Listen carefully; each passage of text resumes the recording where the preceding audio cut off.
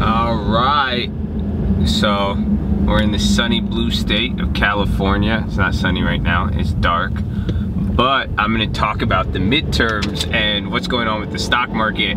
A lot of people have asked that, some people have commented in it. It's a pretty important question. I think it's interesting. I have a pretty interesting take on it and view, especially how it relates to the stock market. And you know, even what we saw when Donald Trump got elected, I don't know if any of you guys remember what happened with the market. You know, the futures were down like 900 points right when he got elected, and the market was even selling off coming into his election, and then after, you know, everything just went straight up. So it was pretty nutty. And you know, I think that could be a similar result. I don't know. I think it's a different, you know, different expectations, and you know, different things out, you know, are on the table now. It's not as if people don't know what Donald Trump, you know, what's gonna happen. See, beautiful California, a lot of liberals here. So I think it's interesting. Even I posted it on my Instagram. I wanna know how many of you guys actually vote. How many of you guys are gonna go out over the weekend and actually do it?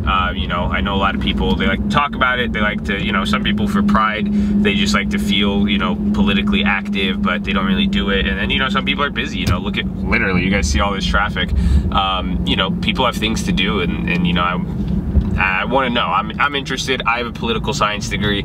You know, what I've learned from that and what they teach you is it doesn't really matter.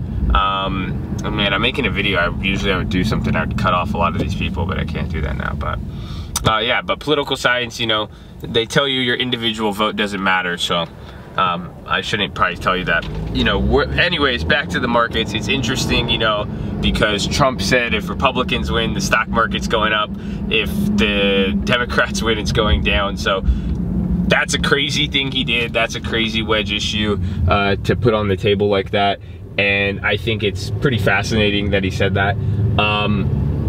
But at the same time, it is, like we said, that is kind of the unknown that could be brought in, but we know what Trump's gonna be like now. Now the issue is, does stuff get rolled back? And the stock market's worried about the tax cuts or making it difficult, you know, these corporations and their corporate taxes, the repatriations of profits from overseas, as well as just in general, you know, personal, you know, income taxes and stuff like that have benefited some middle class, a lot of rich people.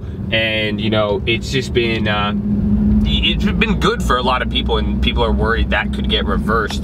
So that's what's at stake here, and you know, that has an effect on the market, and then now the other foreign policy stuff like that. But you know, they are saying it's probably going to be split. They might lose 1 or 2 seats, or they'll lose control, but not by much. So it really might not make that big of a difference. I don't think it is. I think it'll probably, you know, the market will digest it pretty easily. However, I could be wrong, you know, and this is the same thing they said about Brexit. And now bringing up Brexit, that's really the cool thing I want to talk about. I'm sorry, I keep panning to the view, it looks nice, but let's look at Brexit and look at like even Italy, what's going on there, even when France and Macron was elected. You know, why I'm bringing up all these events, because a crazy way to look at what's happening with all this is that if this was another country right now and they were kind of on a similar path we were, and their market was doing this crazy stuff, there was, you know, a lot of social division, or, you know, over this president, and, you know,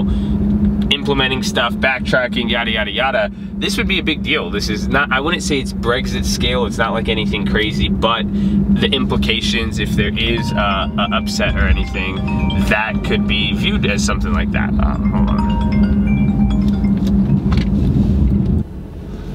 All right, sorry about that, but